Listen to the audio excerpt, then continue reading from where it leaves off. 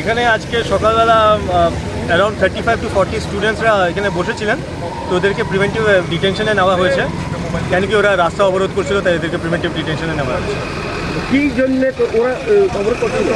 ওদের রোমান স্ক্রিপ্টের ডিমান্ডের ব্যাপার নিয়ে ওনারা প্রদর্শন করছিলেন।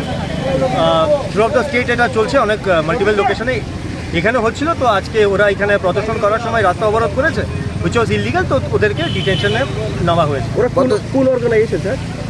এখানে তো এটা আমব্রেলা অর্গানাইজেশন, অনার অর্গানাইজেশনের মেম্বাররা আছে, বেসিক্যালি টিএসএফ এর মেম্বাররা আছে। কতজন কে আপনারা অ্যারেস্ট করেছেন? এখন তো পুরো কাউন্টে অ্যাকচুয়াল কাউন্টটা বলা সম্ভব না, মানে ডিটেনশন সেন্টার থেকে নাম নিয়ে ওদেরকে অ্যাকচুয়াল কাউন্ট আমরা জানাবো। But most probably 35 to 40 approx. আরও কি রয়েছে আপনার জানার মতো কোনো জায়গায় হেজিটেশন? এখন তো অনেক লোকেশনে আছে, সিমিলার কারবাই করা হচ্ছে, এদের সাথে নেগোসিয়েশন চলছে। তো সবই স্টুডেন্ট সব কোঅপারেট করছে।